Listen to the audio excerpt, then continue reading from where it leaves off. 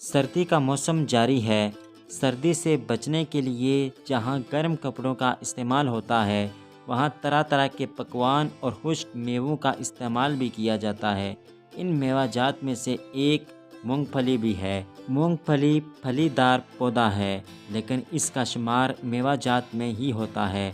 مونگ پھلی شوق سے کھائی جاتی ہے، نیز اس کا تیل بھی نکالا جاتا ہے، جو مختلف کھانوں، ڈبل روٹی، کیک اور دوائیات وغیرہ میں شامل کیا جاتا ہے۔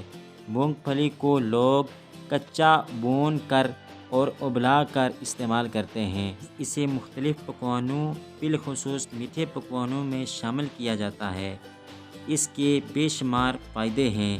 مونگ پھلی میں protein, calcium, vitamin E, vitamin B1 اور وٹامن B6 شامل ہوتے ہیں۔ مونگ پھلی پٹھوں کو مضبوط کرتی ہے۔ مونگ پھلی دبلے پتلے اور کمزور افراد کے لیے مفید ہے۔ مونگ پھلی میں موجود آئرن خون کے نئے خلیے بنانے میں مددگار ہے۔ مٹھی بھر مونگ پھلی کافی ہوتی ہے۔ مونگ پھلی میں موجود وٹامن ہڈیوں اور دانتوں کو مضبوط بناتے ہیں۔ مونگ پھلی میں ایسے اینٹی آکسیڈنٹ پائے جاتے ہیں جو غذائی لحاظ سے سیب، چقندر اور گاجر سے بھی زیادہ ہیں، لیکن کچھ افراد مونگ پھلی کا استعمال نہ کریں کیونکہ اس سے نقصان بھی ہو سکتا ہے۔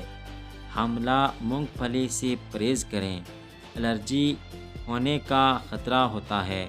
خارش ہونے کی صورت میں مونگ پھلی کا استعمال نہ کیا جائے، لیکن پھر بھی اگر آپ استعمال کرنا چاہتے ہیں تو کچی مونگ پھلی کے بجائے بنی ہوئی مونگ پھلی کھائی جائے۔ آئی ہوپ یہ ویڈیو آپ کو پسند آئی ہوگی۔